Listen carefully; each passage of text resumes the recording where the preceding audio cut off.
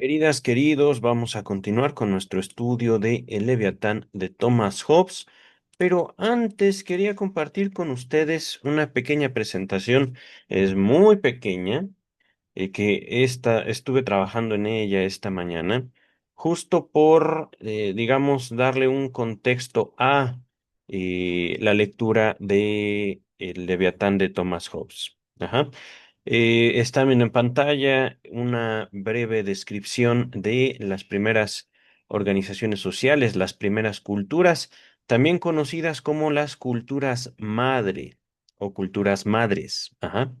Son, digamos, sociedades que hicieron aportaciones importantes a sus respectivos periodos históricos y, por supuesto, a, digámoslo así, como sus culturas hijas. Ajá. Culturas que podemos decir eh, nos influencian de una u otra manera hasta el día de hoy. Ajá.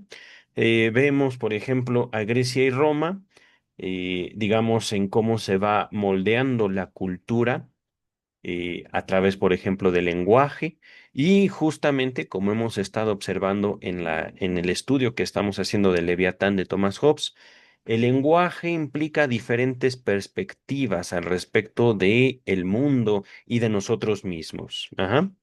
Tenemos Grecia, Roma y por supuesto, al menos ahí puedo yo señalar la influencia de las culturas mayas y aztecas, culturas colombinas, podríamos decir, prehispánicas aquí en América.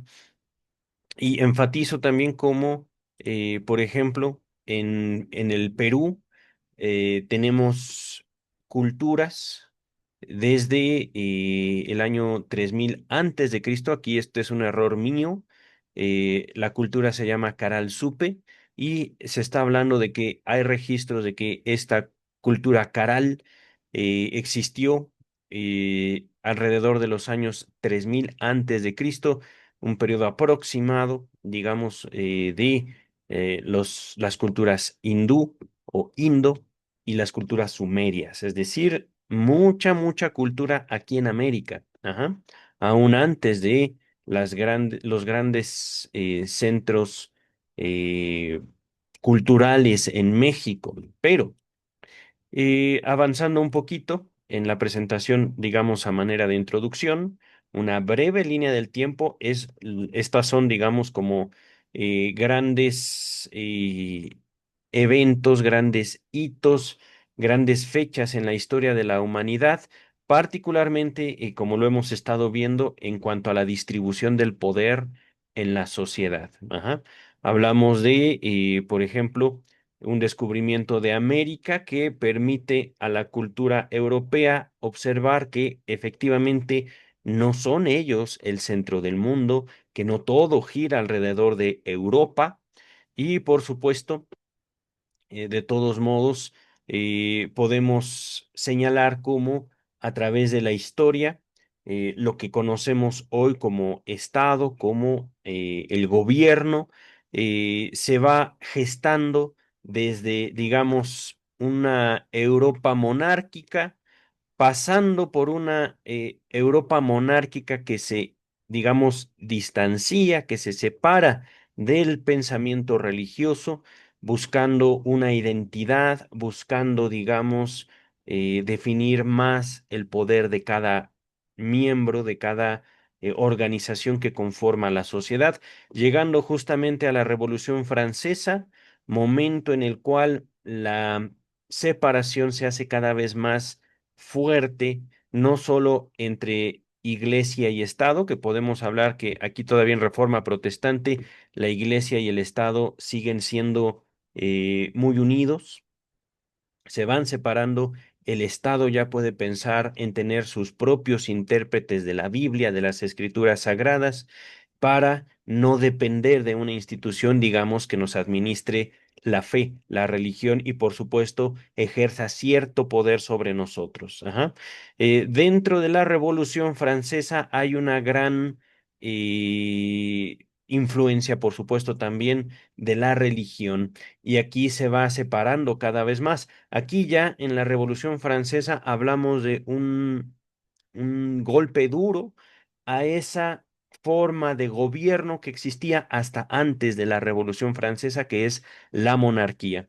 Al día de hoy, año 2026, sigue habiendo reyes, sigue habiendo monarcas, pero no son ya parte, digamos, de el ejercicio del poder en una sociedad. La mayor parte de las sociedades en el mundo ya dependen de, digámoslo así, regímenes o formas de administración de poder democrático a través del cual se busca que una sociedad se dé forma a sí misma. Ajá. Sin embargo, por supuesto, todo esto llega a un punto muy álgido, muy feo en la historia durante la Primera y la Segunda Guerra Mundial. Aquí las resumí todas en la Segunda Guerra Mundial, momento en el cual se tenía la esperanza de que la Segunda Guerra Mundial, fuera la guerra que pusiera fin a todas las guerras. Ajá. Cosa que no fue así. Ajá. Bajo esa esperanza, digamos, se emprende la Segunda Guerra Mundial. Al fracasar por esa esperanza, se funda la Organización de las Naciones Unidas en 1945. Y el último hito que al menos yo como estudioso quiero poner énfasis es la popularización del Internet. Esto es algo que se da hace unos años, cerca de 30 años, más o menos 1990. Exactamente, la fecha exacta no la encontré, cuando se crea el protocolo WWW o World Wide Web, que quiere decir red de todo el mundo. Ajá. A través del cual es un, digamos, un protocolo de comunicación a través del cual se pueden empezar a compartir, digamos, información, imágenes entre dispositivos, que no estamos hablando de teléfonos celulares, sino más bien de computadoras. Por supuesto, estamos hablando de que hace 30 años que se funda el Internet, hemos avanzado mucho en cuanto a tecnología. Aquí no quise incluir digamos, popularización de la inteligencia artificial como tecnología, cuando, a pesar de que es real para mí y para mi sociedad, mi cultura, mi tiempo en la historia, todavía no sabemos exactamente qué es lo que va a ocurrir con la inteligencia artificial. De igual manera, cuando se populariza Internet, no se sabía nada sobre redes sociales, no existían las redes sociales. Ajá.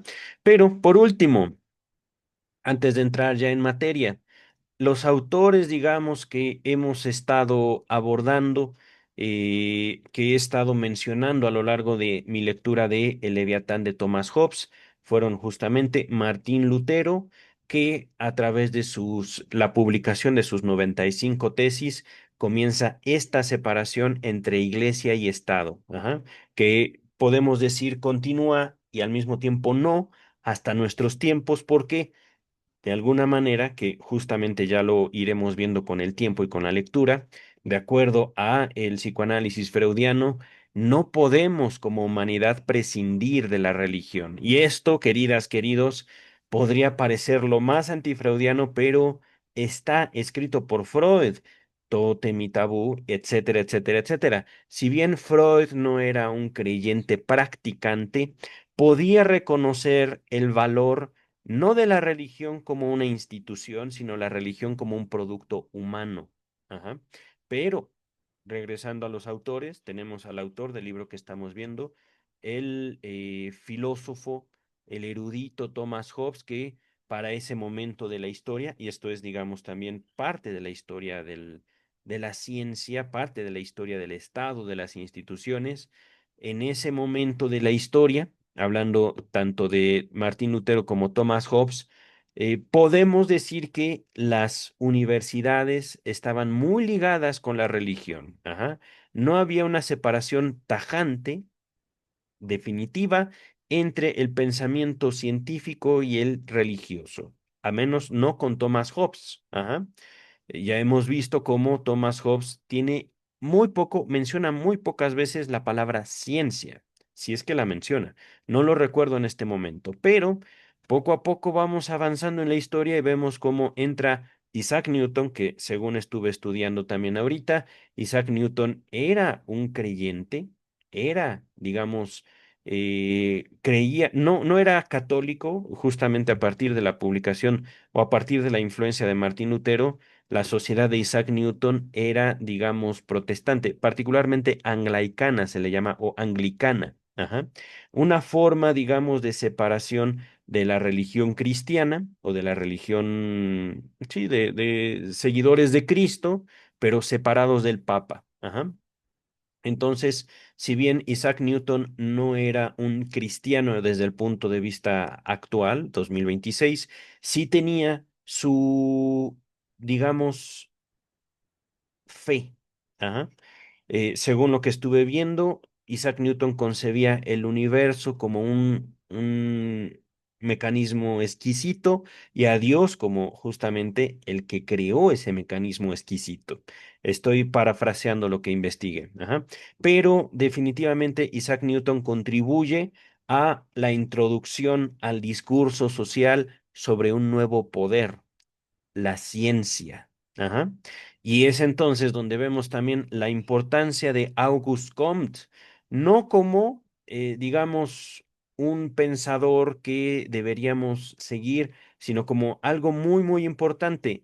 Auguste Comte y Karl Marx responden de la misma forma hacia la religión y hacia la religión tanto como producto humano como institución. Ajá. Los dos, tanto Comte como Marx, se oponen a la religión y al pensamiento religioso en general. Ajá. Tenemos como desde Auguste Comte, Comte presenta la ciencia en oposición a la religión, no como Isaac Newton. Ajá. Podríamos decir que Isaac Newton presenta la ciencia como complemento de la religión, pero Comte no. Comte es más bien un opositor. Fuera religión, muerte la religión. Ajá. Y en ese sentido, Karl Marx sigue sus pasos. Ajá. No estoy seguro, en algún otro momento ya leeremos a Karl Marx y toda su obra, o al menos El Capital, para separarlo justamente de aquella influencia que vino a ser Sigmund Freud en la historia. Y esto, queridas, queridos, a pesar de parecer, digamos, como una, además de una introducción muy larga ya, un paso innecesario para la aproximación y estudio del psicoanálisis, realmente es todo lo contrario, es un paso muy necesario porque a la muerte de Sigmund Freud, nace dentro del movimiento psicoanalítico una, digamos, reinterpretación del psicoanálisis denominado el freudomarxismo. Sigmund Freud no fue marxista. Sigmund Freud no escribió para llevar salud mental, bienestar social o justicia social al pueblo, a los gobiernos, a las masas. Ajá. El aporte que hace Sigmund Freud a la historia tiene, digamos, como muchas formas de describirse, y ese es el punto. Hablando de lo inconsciente, estamos refiriéndonos específicamente a la influencia de la infancia en cada ser humano, pero ya hemos hecho o ya he hecho una introducción bastante larga. Entremos ya en materia. El capítulo 8 de Leviatán o la materia, forma y poder de un Estado eclesiástico y civil. Texto de 1651. Ajá. Pero que texto que curiosamente nos ha dejado ver cómo para que exista una representación de Estado, de sociedad, de gobierno, tiene que haber una idea o una representación del ser humano individual, de lo que es y de lo que debe ser la persona. Aquí vemos ya el título del capítulo que nos va a ocupar el día de hoy, de las virtudes comúnmente llamadas intelectuales y sus defectos contrarios. Capítulo 8 de El Leviatán. Permítame un segundo. Ya me pasé, pero me regreso. Capítulo 8. Dice Thomas Hobbes, una pequeña... bueno, vamos a comenzar acá. Les recuerdo que estas palabras, fuera del texto, son, digamos, como aportes de los traductores o posiblemente del mismo autor a manera como de subtítulos. Así está distribuido el texto. Título, subtítulo. Ajá. Y como ven, a veces el subtítulo es para un solo párrafo. Dice el texto, de una manera general y en toda clase de asuntos, la virtud es algo que se valora por su eminencia y consiste en una comparación, porque si todas las cosas fueran iguales en todos los hombres, nada merecería apreciarse especialmente. Por virtudes intelectuales siempre se entiende esas disposiciones de la mente que los hombres ponderan, es decir, estiman, valoran y desearían poseer. Comúnmente reciben el nombre de buen ingenio, aunque la misma palabra talento se usa también para distinguir de las demás disposiciones una en particular. Estas virtudes son de dos clases, naturales y adquiridas. Por naturales no quiero decir que estén en un hombre desde su nacimiento, porque eso solo ocurre con su capacidad sensorial, cosa en la que los hombres difieren tampoco unos de otros, e incluso de las bestias, que no deberían que no debería clasificarse entre las virtudes.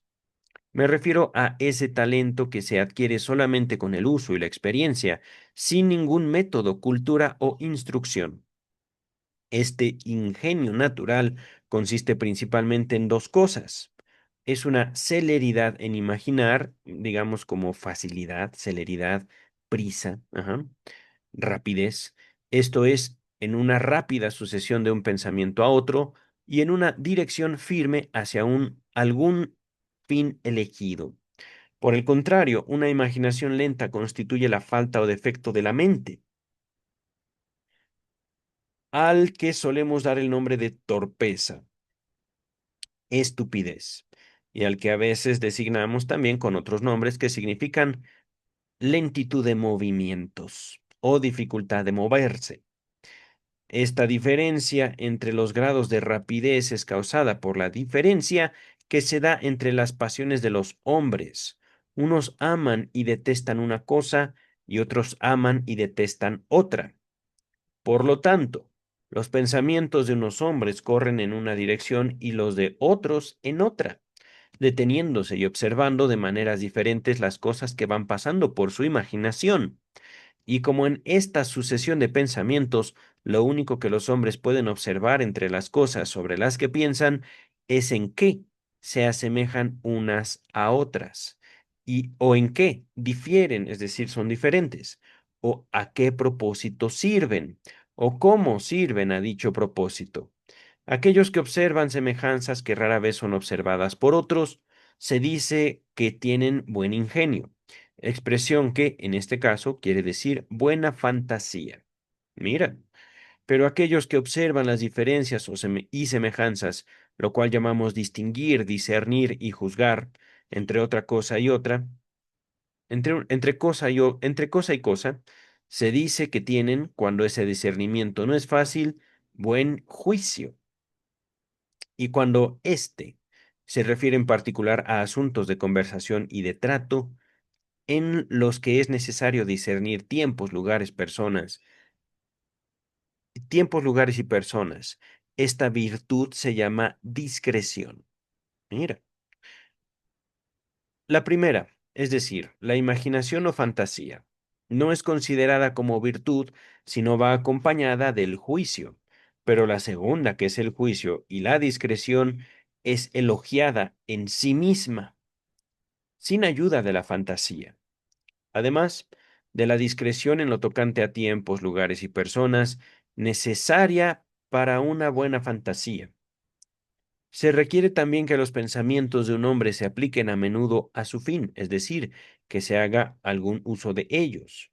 Una vez hecho esto, pues quien posee esta virtud estará dotado para observar con facilidad semejanzas que resultarán gratas, no sólo por proporcionar empleos para su discurso, embelleciéndolo con metáforas nuevas y adecuadas, sino también por la originalidad de sus descubrimientos, pero sin una firmeza de propósito dirigida hacia un fin determinado. Una gran fantasía es una especie de locura, padecida por quienes, una vez embarcados en un discurso, son distraídos de su propósito por cada cosa que les viene al pensamiento y se entretienen en tan largas digresiones y paréntesis que llegan a perderse por completo. No tengo nombre particular para designar este tipo de locura, pero su causa es a veces una falta de experiencia que hace que a un hombre le parezca nuevo y original lo que para otros no lo es. Otras veces es la pusilanimidad, digamos como mediocridad, ajá, que hace que le parezca importante lo que otros hombres piensan que es una trivialidad. Y cuando alguna cosa le resulta nueva e importante y por tanto digna de ser dicha, ésta va apartándolo gradualmente del camino discursivo que se había trazado. En un buen poema, ya sea épico o dramático, así como en sonetos, epigramas y otras composiciones, se requieren las dos cosas, juicio y fantasía. Pero la fantasía debe predominar, porque este tipo de composiciones agradan por su extravagancia, si bien no deben desagradar por su indiscreción. Un buen relato histórico debe predominar el juicio, porque la buena historia consiste en el método, en la verdad y en la selección de aquellos episodios cuyo conocimiento sea más provechoso. La fantasía no tiene aquí sitio, excepto para adornar el estilo. En la oratoria elogiosa y en las invectivas predomina la fantasía, porque estos ejercicios no se proponen decir la verdad, sino honrar y deshonrar, lo cual se consigue estableciendo comparaciones nobles o viles. Lo único que hace aquí el juicio es sugerir qué circunstancias hacen de una acción algo laudable, es decir, admirable o vituperable, más bien como vituperable, como condenable. Ajá. En las exhortaciones y alegatos, según sea que la verdad y el disimulo sirvan mejor en cada caso, así predominarán respectivamente, deben ser respectivamente el juicio o la fantasía, pero no sé, tal vez aquí haya un error en el libro. Ajá. Dice el texto, en la demo, queridas, queridos, perdí el internet por un momento. Vamos a continuar. De hecho, estaba revisando qué tan extenso es el capítulo. Pienso que el capítulo va simplemente a avanzar en la medida de mis posibilidades. Espero yo que no se me vaya el internet otra vez. Y espero, por supuesto, que se haya grabado la primera parte de este video. Dice el texto, en la demostración y en el consejo y en toda rigurosa búsqueda de la verdad, el juicio lo hace todo. Excepcionalmente, el entendimiento necesita a veces, para abrirse, la ayuda de algún símil o una comparación adecuada, y entonces se hace uso de la fantasía, pero debe omitirse por completo, en casos así, el uso de las metáforas. Pues como éstas profesan abiertamente su función engañadora, sería una locura manifiesta o una locura directa admitirlas en el consejo o razonamiento y en cualquier otro tipo de discurso. Si la falta de discreción es notable, deberá ser tomado como señal de falta de ingenio, o por muy brillante que sea la fantasía. Y ocurrirá lo contrario cuando la discreción en él contenida sea manifiesta, aunque la fantasía no aparezca con tanta frecuencia. Me recuerda un poquito el discurso de Michel Onfray de Freud, el crepúsculo de un ídolo, señalando a Freud básicamente como un loco por algunas construcciones en análisis, pero continúa el texto. Ajá, me queda claro que, digamos, para el ejercicio de la ciencia hace falta el discernimiento, es decir, la separación, la identificación de los elementos. Ajá. Y para que haya ese discernimiento, esa separación, justamente la fantasía ayuda al científico para, entre otras cosas, distinguir su expectativa de la realidad. Dice el texto. Los íntimos pensamientos de un hombre discurren sobre todo tipo de cosas, santas, profanas, puras, obscenas, graves y ligeras, sin que sean expuestas a ridículo o censura, lo cual no puede hacerse con el discurso verbal más allá de lo que sea aprobado por el juicio según el tiempo, el lugar y las circunstancias personales.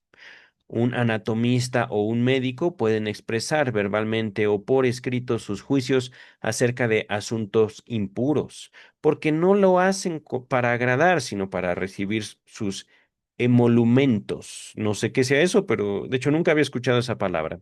Continuamos. Emolumento. Pero para que otro hombre escriba sus extravagantes y placenteras fantasías sobre los mismos asuntos, es lo mismo que si alguien, después de haber estado revolcándose en el lodo, viniera a presentarse ante un grupo de personas distinguidas, y es la falta de discreción lo que aquí establece la diferencia. De igual modo, puede un hombre en un declarado estado de ánimo jocoso, digamos con ganas de reír, con ganas de bromear, y entre gente conocida, jugar con los sonidos y con los significados equívocos de las palabras. Y puede ocurrir que muchas veces dé muestras de poseer una extraordinaria fantasía, pero en un sermón o en público o ante personas desconocidas a quienes debería uno dirigirse con respeto, no hay juegos de palabras que no puedan interpretarse como insensateces. La diferencia también está aquí, solamente en la falta de discreción. De manera que, cuando no hay ingenio, ello no es porque falta la fantasía, sino la discreción. Por lo tanto, un juicio sin fantasía es ingenio, pero fantasía sin juicio, no. Un hombre que tiene un plan observa cómo sus pensamientos discurriendo acerca de una multitud de cosas van llevándolo a la consecución de ese plan. Si sus observaciones no resultan fáciles o comunes, el ingenio que debe desplegar este hombre se llama prudencia y depende de su mucha experiencia y memoria de situaciones similares y de las consecuencias que han tenido lugar. En esto no hay tantas diferencias entre los hombres como la que se da en lo referente a sus fantasías y a su juicio. Ello es así porque la experiencia de los hombres que tienen la misma edad no es muy diferente en lo que se refiere a la cantidad, pero es experiencia de cosas diferentes ya que cada hombre tiene sus fines particulares. Gobernar bien una familia o un reino no requiere grados diferentes de prudencia. Lo único que ocurre es que son tareas diferentes. Tampoco implica grados diferentes de arte el pintar un cuadro que represente algo menor, igual o mayor de lo que es al natural. Un simple cabeza de familia es más prudente administrando los asuntos de su casa que un consejero privado manejando los de otro hombre. Si añadimos a la prudencia el uso de medios injustos y deshonestos, como generalmente ocurre entre hombres que son llevados por miedo o la necesidad. Tenemos esa sabiduría pervertida a la que damos el nombre de astucia, la cual es señal de pusilanimidad, mediocridad, ajá, al menos de acuerdo a Hobbes. Porque la magnanimidad es un despreciar las ayudas injustas o deshonestas y lo que los latinos llaman versutia, en inglés shifting o artimaña, consiste en evitar temporalmente un peligro o incomodidad presentes, enredándose en otros mayores, como cuando un hombre roba a uno para pagar a otro. Esto no es otra cosa que una maniobra con cortas miras, y se llama verstucia, con palabra derivada del término versura, que significa tomar dinero prestado de un usurero para efectuar el pago de intereses presentes. En cuanto al ingenio adquirido, quiero decir adquirido mediante el método y la instrucción, digamos educación, que recordemos justo para eso servía básicamente Thomas Hobbes. El único que hay es la razón, la cual está basada en el correcto uso del lenguaje y produce las ciencias. pero de la razón y la ciencia ya he hablado en los capítulos quinto y sexto. Vamos a revisarlos, queridas, queridos, justamente porque estamos hablando, digámoslo así, de un texto precientífico desde el punto de vista cultural, ajá, desde el punto de vista de la ciencia como un método. Ujú. Capítulos, ¿cuáles? Quinto y sexto. Se los dejo en la descripción y creo que es todo, queridas, queridos, las referencias. Pensé, por ejemplo, en el chiste y su relación con lo inconsciente, pero no lo voy a poner en la descripción. Si quieren, pueden buscarlo en mi canal. Ajá. El chiste y su relación con lo inconsciente de Sigmund Freud. En esta cuestión, digamos, de la astucia, las ganas de ser bromista. Ajá.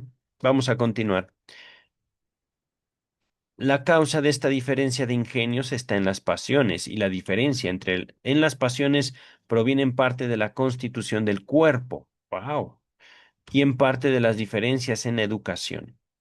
Porque si la diferencia proviniese de la disposición del cerebro y de los órganos del sentido, exteriores o interiores, los hombres no se diferenciarían más en su vista, oído y otras facultades sensoriales que en sus fantasías y discreciones.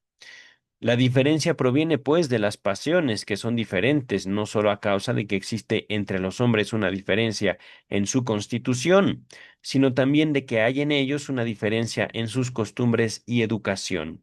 No una, querido, son muchas diferencias, pero continuamos. Las pasiones que más afectan las diferencias de ingenio son principalmente el mayor o menor deseo de poder, de riqueza, de conocimiento y de honores. Todas las cualidades pueden reducirse a la primera, es decir, al deseo de poder, porque las riquezas y el conocimiento y el honor no son sino diferentes tipos de poder. Ciertamente.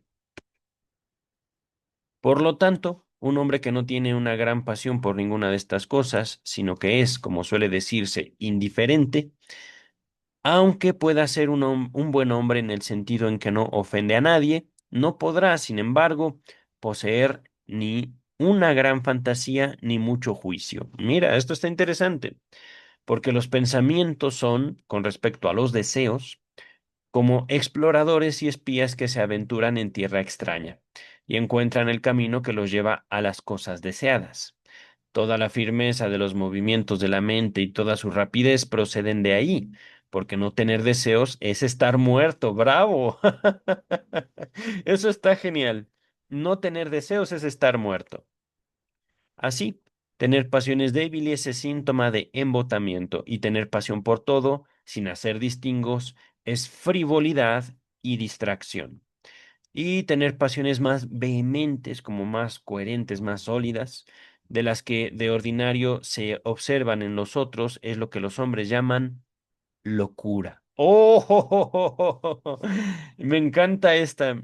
Es decir, acá se viene haciendo como una distinción. No hay que tener, digamos, como pasión por vivir, pero mucha pasión, queridas, queridos, no los va a llevar a la locura, sino va a llevar a otros que digan de ustedes que están locos. Ajá. Esto puede ser, ciertamente, una forma de que los otros oculten su mediocridad. Esa es la verdad. Ajá. Dice el texto. De ello se sigue que hay tantas clases de locura como las hay de pasiones. Algunas veces la pasión extraordinaria y extravagante proviene de una mala constitución de los órganos del cuerpo o de algún daño que han padecido, y a veces ese daño e indisposición de los órganos, perdón, es causado por la vehemencia o la larga y continua presencia de la pasión. Esto me hizo pensar en el alcoholismo, queridas, queridos. Por ejemplo, ¿no?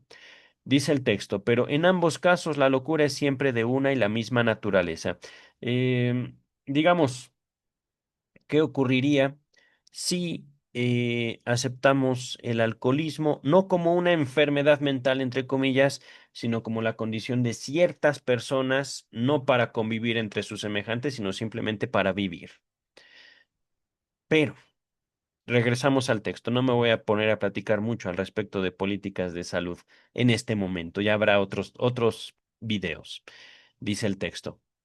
Las pasiones cuya violencia y continuidad causan la locura son o una marcada vanagloria, que es comúnmente llamada orgullo o excesiva autoestima, o una gran depresión mental, que, enfatizo, no estamos aquí hablando de enfermedades mentales, queridas, queridos, es simplemente una descripción que hace un autor mucho antes, siglos antes incluso de que Freud naciera. 1652. Ajá. No estamos hablando de una depresión al respecto de la psiquiatría. La psiquiatría no creo que incluso haya existido en 1651. Ajá. Pero ya hablaremos de eso en otro momento, porque quiero seguir haciendo estudios sobre el concepto de enfermedad mental. Dice el texto. El orgullo hace que un hombre sea susceptible de irritación, cuyo exceso es el tipo de locura llamado rabia y furia. Y así ocurre que un deseo excesivo de venganza, cuando llega a ser algo habitual, daña los órganos y se convierte en rabia. El amor excesivo mezclado con los celos también se deviene en rabia. La excesiva autoestima que un hombre puede tener de sí mismo al juzgarse poseedor de inspiración divina, sabiduría, ciencia y demás, se convierte en distracción y frivolidad, y cuando ésta va acompañada de envidia, en rabia. Y también se convierte en rabia la vehemente opinión sobre la verdad de algo, cuando es contradicha por otros. La depresión hace que un hombre esté sujeto a miedos sin causa, locura que es comúnmente llamada melancolía y que se manifiesta en diversas maneras: horror a la soledad y a las tumbas, conducta supersticiosa, temor a esta o aquella cosa en particular. En suma, todas las pasiones que producen una conducta extraña y fuera de lo normal reciben el nombre general de locura.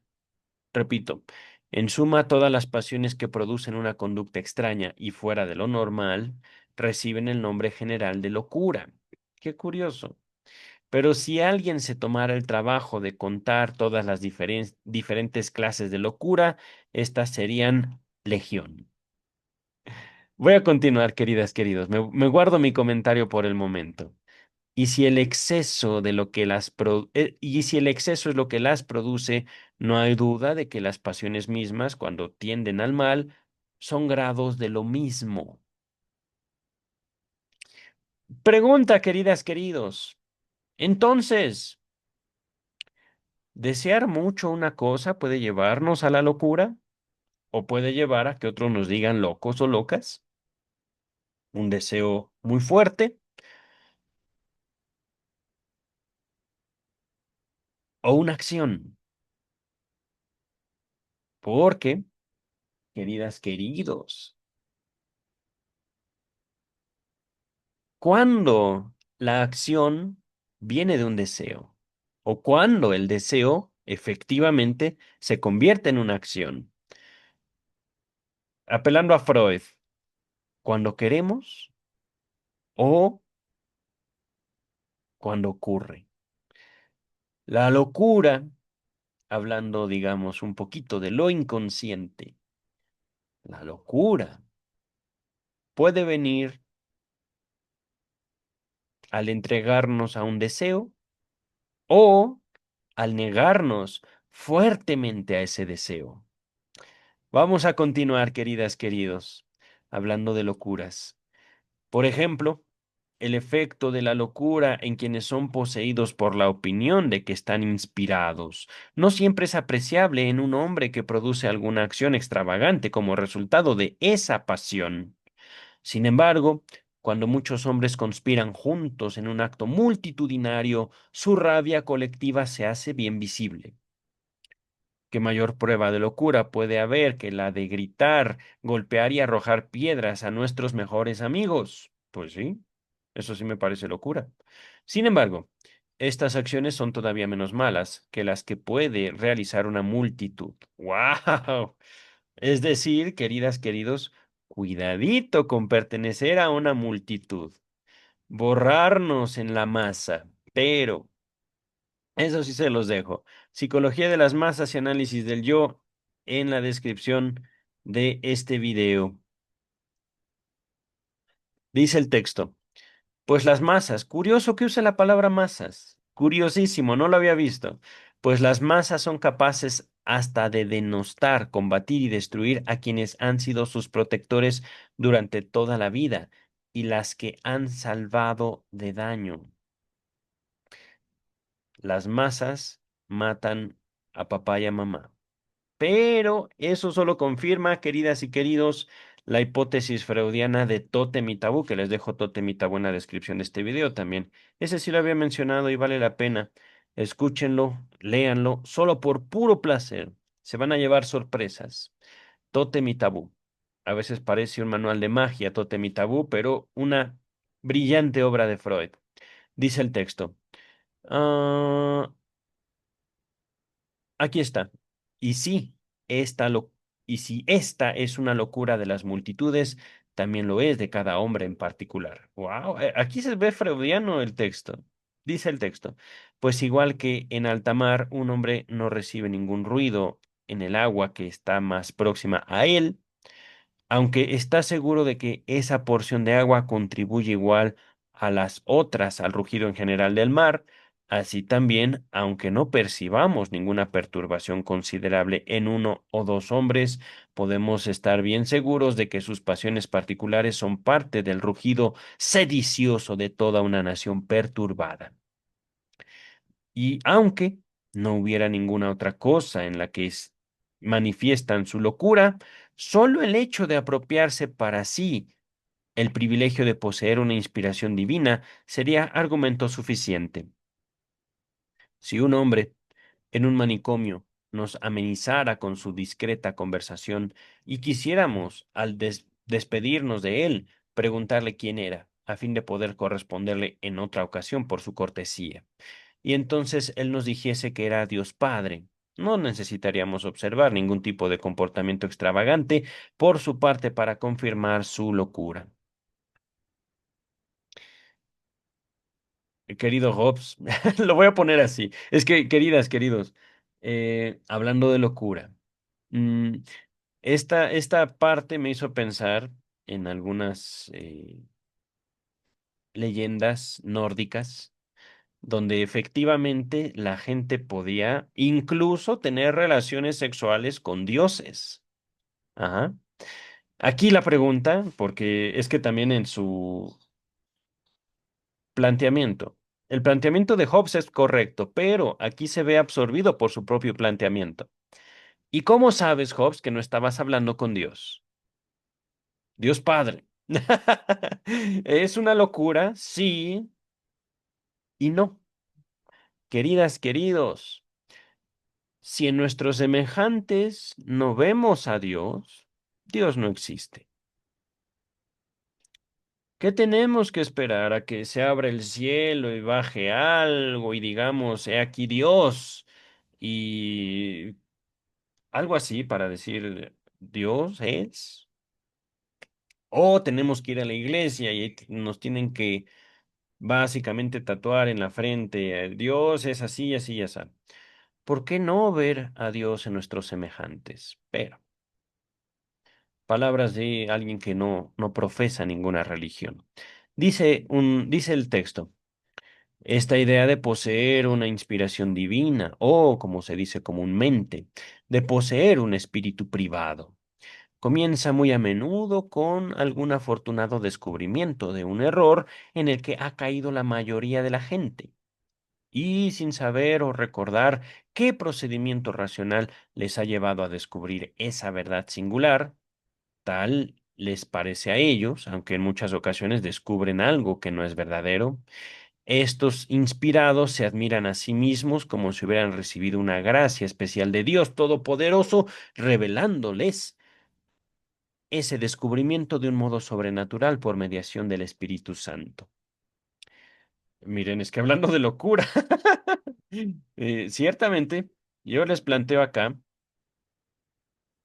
ok, estamos en un manicomio, pero me agradó ese sujeto. le voy a decir Dios. ¿Cuál es el problema? No, porque Dios tiene que venir de la revelación y tiene que hablar por medio del Espíritu Santo y tiene que, y tiene que, y tiene que. Ok. Pero me la pasé muy, muy a gusto con la plática de ese loco, entre comillas. Pero, si tú lo dices, adelante. Eso es verdad para ti. Ajá. Dice el texto, esta locura no es otra cosa que una excesiva pasión por las apariciones, ciertamente, lo cual puede ser resultado de los efectos producidos por el vino, o, hablando de, que son los mismos que los que se derivan de una mala disposición de los órganos. Bueno, tú los llamas mala, querido Hobbes, pero ¿qué tal si simplemente así es la gente? Continúa el texto. Porque la variedad de los comportamientos de los hombres que han bebido demasiado es la misma que la de los locos. A algunos les da por irritarse, a otros por amar, a otros por reír, siempre de una manera extravagante. Pero de acuerdo con las diversas pasiones dominantes de cada uno, los efectos del vino hacen que desaparezca el disimulo y dejan que las deformidades de las pasiones se muestren al desnudo. Aunque, perdón, pienso que aún los hombres más serenos cuando pasean en solitario y dejan que su mente divague sin emplearse en nada fijo, no querrían que la trivialidad y extravagancia de sus pensamientos fuera expuesta públicamente. Ello es indicación de que las pasiones no controladas son, en la mayor parte de los casos, mera locura. Querido Hobbes, ¿las pasiones serán por sí solas locura? Pregunta. Ajá. Dice el texto, las opiniones que en tiempos antiguos y modernos ha tenido el mundo acerca de la locura son dos. A ver. Algunos dicen que se deriva de las pasiones, otros que procede de demonios o espíritus, buenos o malos, que entran en un hombre, se apoderan de él y mueven sus órganos de una manera extraña y peculiar, como hacen los locos. Oh, queridas, queridos, mueven sus órganos, histeria,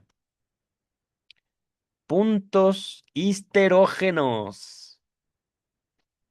Pero esto lo veremos pronto. Ya acabamos la lectura del proyecto de psicología en esta lectura comparada de las dos traducciones. Ya pasamos por estudios sobre la histeria, pero llegaremos a abordar, digamos, como más historia de la histeria en videos próximos en este canal. Ahorita dice el texto, ¿vale? Quienes mantienen la primera opinión han llamado locos a este tipo de hombres, pero los que mantienen la segunda los llaman a veces endemoniados, es decir, poseídos por espíritus. Otras veces los llaman energúmeni, energúmeni. No sé ni cómo dije al principio. Energúmeni. Energu, energumeni. Eh, en español sí había escuchado esa palabra, energúmeno. Ajá. Esto es, agitados o movidos por espíritus. Y ahora, en Italia, no solo son llamados pazzi, locos, sino también spiritati, hombres posesos. Ok. En Advera, ciudad griega, hubo una vez una gran concentración de gente que se había congregado para asistir a la representación de la tragedia Andrómeda. El día era extremadamente caluroso y, como consecuencia, muchísimos espectadores fueron aquejados por fiebres, y entre la calentura y la tragedia que estaban viendo, tuvieron este accidente, que no hacían otra cosa que recitar versos yámbicos con los nombres de Perseo y Andrómeda. De esto y de la fiebre se curaron con la llegada del invierno. ¡Guau! Y se pensó entonces que aquella locura había procedido de la pasión impresa en ellos para la tragedia. De modo parecido tuvo lugar un ataque de locura en otra ciudad griega. Afectó solo a las doncellas, histeria, y causó el que muchas de ellas se ahorcaran. ¡Wow! De eso no tenía conocimiento, ¿eh? Muchos pensaron que esto había sido un acto del diablo, pero uno que sospechó que aquel desprecio por la vida podía proceder de alguna pasión de la mente, y en la suposición de que aquellas jóvenes no tendrían el mismo desprecio por su propio pudor, aconsejó a los magistrados que desnudaran a las mujeres y las dejaran colgarse desnudas. Ok. Vaya recomendación. Cuenta la historia que aquello puso fin a la locura en cuestión. ¿En serio? ¡Wow!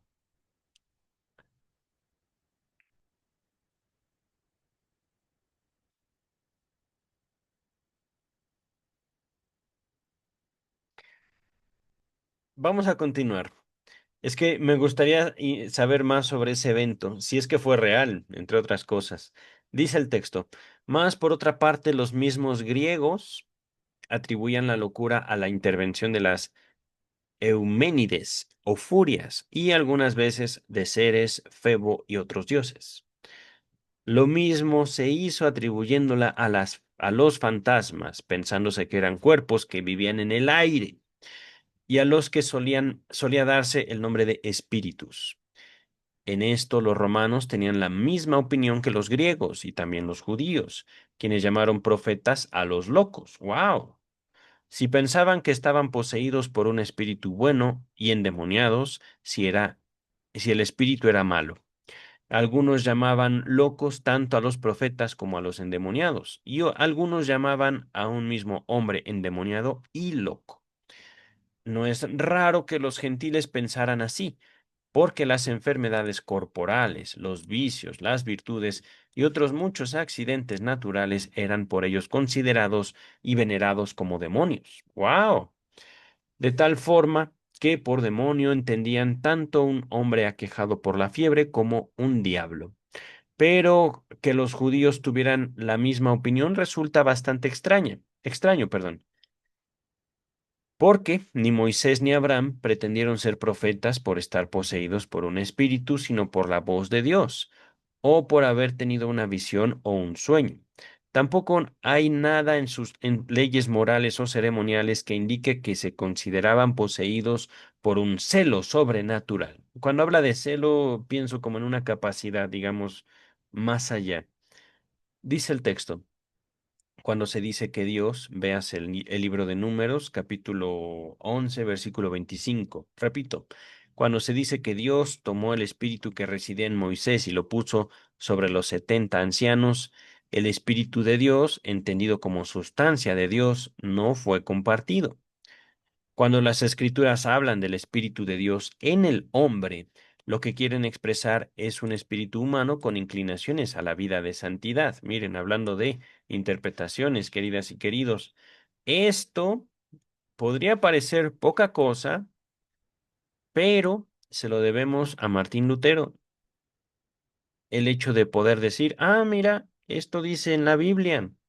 Yo creo que significa esto. Ajá. Y eso no es cualquier cosa. Para que Thomas Hobbes haya podido decir esto, miles de seres humanos murieron. Ajá. Vamos a continuar. Aquí está. Y donde la escritura dice, veas el libro de Éxodo, capítulo 28, versículo 3, a quienes he llenado con el espíritu de sabiduría y ellos harán las vestiduras de Aarón. No quiere con ello expresarse que un espíritu fuerte fue puesto en ellos, capaz de hacer vestiduras, sino la sabiduría de sus propios espíritus en esa clase de trabajo. Permítame un segundo. Nota número 1 a pie de página. Doy la cita en su contexto. Harás a Aarón, tu hermano, vestiduras sagradas para gloria y ornamento. Te servirás para ello de los hombres diestros a quienes he llenado con el espíritu de sabiduría, y ellos harán las vestiduras de Aarón. Éxodo 28, versículos 2 y 3, ¿vale? Continuamos. Ya no estamos lejos de terminar, queridas, queridos. 3 páginas, tal vez. Sí, 3 páginas, es correcto. Dice el texto. Ups. En un sentido parecido, decimos de ordinario que el espíritu del hombre, cuando produce acciones impuras, es un espíritu impuro.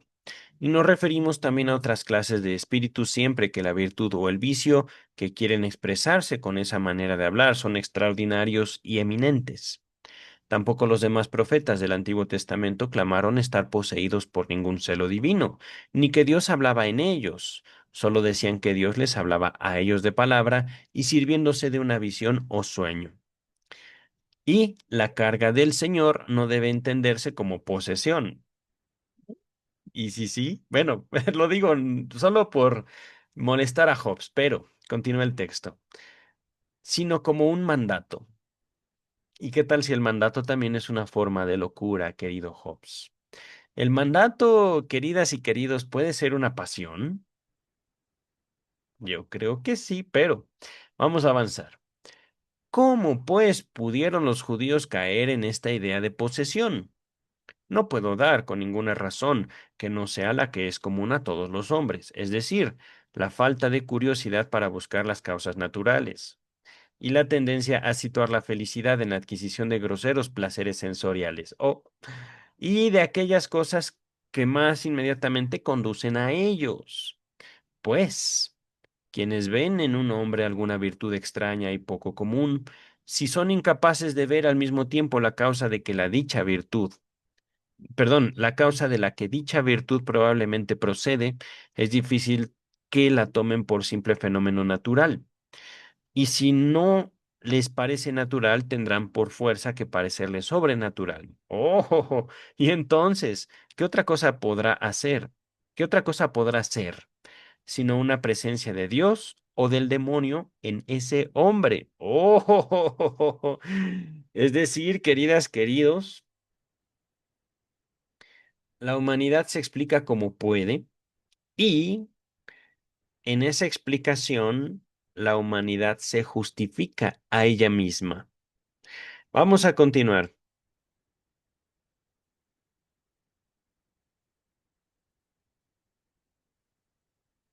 De ahí vino aquel episodio cuando nuestro Salvador, veas el Evangelio de San Marcos, capítulo 3 versículo 21, se vio rodeado por la multitud. Los que eran de la casa pensaron que estaba loco y salieron para apoderarse de él. Yo creo que para agarrarlo y matarlo, creo. No recuerdo esa parte del libro de San Marcos, pero dice el texto. Pero los escribas dijeron que tenía a Belcebú dentro de sí y que por eso echaba a los demonios. Lo mismo que si un gran loco hubiera aterrorizado a los menos locos. Y también, veas el Evangelio de San Juan, capítulo 10 versículo 20. Algunos decían, tiene un demonio y está loco. Mientras que otros, tomándolo por un profeta, decían, estas no son las palabras de un endemoniado. De igual manera, en el Antiguo Testamento, el que vino a ungir a Jehú, me parece, Segunda de Reyes, capítulo 9, versículo 11, era un profeta. Pero algunos de los que acompañaban a Jehú preguntaron, ¿por qué ha venido a ti este loco? En suma, es manifiesto que quien quiera que se comportase de alguna forma extraordinaria era juzgado por los judíos como alguien poseído por un espíritu bueno o malo, con la excepción de los saduceos, que cayeron de tal modo en el error contrario que no creyeron que hubiese espíritus en absoluto, lo cual es muy cerca del ateísmo. Y quizá fue eso lo que provocó que otros tildaran de endemoniados a los locos. Oh, una llamada, pero no. No me importa quién sea, vaya, estoy ocupado. Lo siento, tal vez se grabó ese ring. Pero dice el texto, ya vamos a acabar, que me esperen, ¿no?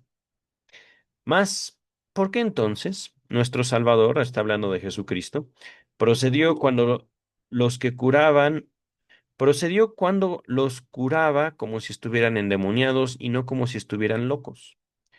A esto no puedo dar otra clase de respuesta que la que se da a quienes cuestionan la opinión que aparece en la Escritura en contra del movimiento de la tierra. La Escritura fue escrita para mostrar a los hombres el reino de Dios, y para prepararlos a convertirse en sus súbditos o súbditos obedientes, dejando el mundo y la filosofía mundana como objetos de disputa entre los hombres, para que éstos ejercitaran su razón natural. Que sea el movimiento de la tierra o del sol lo que hace el día y la noche, o que las exorbitadas acciones de los hombres procedan de la pasión o del demonio, a quien no se debe veneración. Son cuestiones diferentes en lo que respecta a nuestra obediencia y sujeción a Dios Todopoderoso, y esto último constituye el fin para el que la escritura fue escrita. ¿Ok? En cuanto a la circunstancia de que nuestro Salvador hablase a la enfermedad como se habla a una persona, ello se explica diciendo que estaba usando la frase que emplean todos los que curan solo con palabras, como de hecho hizo Cristo y como pretenden hacer todos los curanderos, ya estén hablando al diablo o no. Pues, es que me da risa, queridas, queridos, no por, digamos, la inocencia de Hobbes, así lo puedo plantear, sino por los principios del lenguaje y el cuerpo, un principio psicoanalítico. La enfermedad viene o del cuerpo o de algo que afecta al cuerpo. Y ese algo a veces pueden ser nuestras propias emociones o pensamientos, pero voy a dejarlo hasta ahí y señalo y enfatizo, el psicoanálisis no es psicoterapia para el año 2026. Para el año 2026, el psicoanálisis se aproxima más a un empeño científico. ¿Qué ocurre con eso? Al momento de ejercer el psicoanálisis, ahí está, digamos, el misterio. Ajá. No puedo decir el psicoanálisis da salud mental porque no lo hace. Nada, nada da salud mental. La salud mental es una pasión mía, sí, pero también eh, un, un concepto vacío. Ajá. Regresamos al texto. A ver dónde me quedé. Estamos hablando de Cristo. Aquí me había quedado. La escritura fue escrita. En cuanto a la circunstancia de que nuestro Salvador hablase a la enfermedad como se habla a una persona, ello se explica diciendo que estaba usando la frase que emplean todos los que curan con palabras, como de hecho lo hizo Cristo y como pretenden hacer todos los curanderos, ya estén hablando al diablo o no. Pues, ¿no se nos dice también que Cristo increpó a los vientos? Ah, mira, véase Mateo capítulo 8 versículo 26. Increpó, es decir, se peleó Cristo con el viento, así, maldito viento o algo así, no me acuerdo del texto, pero se nos dice a sí mismo, véase Lucas capítulo 4 versículo 39, que increpó a una fiebre. De ello no se sigue. Sin embargo, que la fiebre fuese un demonio, pues no. Y aunque se nos dice que muchos demonios hicieron profesión de fe en Cristo, no es necesario interpretar esto de otra manera que no sea diciendo que fueron muchos los locos que hicieron esa profesión. Es que, queridas, queridos, ¿cuántas locuras, no locos, no locas, locuras se han hecho en nombre de la fe? ¿Cuánta pasión no hay en la religión? Voy a dejarlo así, queridas, queridos. Continuamos.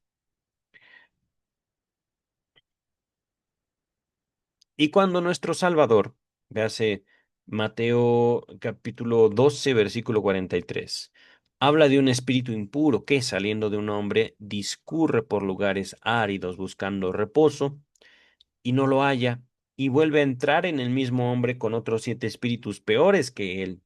Ello es evidentemente una parábola en la que se alude a un hombre que, después de haber hecho un débil esfuerzo por corregir sus vicios, es vencido finalmente por la fuerza de estos, y se convierte en una persona mucho peor de lo que era antes. Así, nada en absoluto veo en las escrituras que nos obligue a creer que los endemoniados eran otra cosa que locos, querido Hobbes. Pero bueno, vamos a continuar porque ya estamos a punto de acabar. Aún hay otro defecto en el discurso de ciertos hombres que puede también considerarse como un tipo de locura. Me refiero a ese abuso de palabras del que ya he hablado antes en el capítulo 5 y al que he dado el nombre de absurdo. Tal cosa sucede cuando los hombres usan palabras formando frases que no tienen ningún significado en absoluto. Eso es posible, pero bueno. Pero que son aceptadas por algunos que, sin entenderlas, las repiten de memoria, y por otros que se aprovechan de tanta oscuridad para engañar. Y esto solo ocurre entre quienes conversan sobre cuestiones que se refieren a asuntos incomprensibles, como es el caso de los escolásticos, o sobre cuestiones de ab- abr- abstrusa filosofía. Esa palabra casi no la escucho ni la uso. Abstrusa. Dice el texto. El común de los hombres rara vez habla sin dar significado a sus palabras, y quienes lo hacen son considerados idiotas por esos egre- egregios escolásticos. Para, Más para asegurarse de que sus palabras no corresponden a ninguna cosa que esté en su mente, necesitarían poner algún ejemplo, y si alguien quisiera obtenerlo de ellos, que interrogue a algún escolástico y vea si éste puede traducir al lenguaje inteligible algún capítulo que se refiera a una cuestión difícil como la Trinidad, la deidad, la naturaleza de Cristo, las transustanciación, el libre albedrío, etcétera. Recordemos, queridas, Hobbes era un creyente, no fanático, pero ciertamente le daba de comer la religión. Tal vez no directamente la iglesia anglicana, por supuesto mucho menos la iglesia católica, pero de alguna forma sí se relacionaba Thomas Hobbes con la monarquía y la religión de su época y de su sociedad. Ajá. Continuamos el texto. Poniéndolo todas estas cuestiones difíciles de teología en un idioma moderno o en un latín tolerable con el que estuvieran familiarizados quienes vivían cuando el latín era la lengua ordinaria. ¿Qué significado tienen las palabras? La primera causa no influye necesariamente en la segunda por fuerza de la esencial subordinación de las causas segundas, mediante la cual puede ayudarla a operar.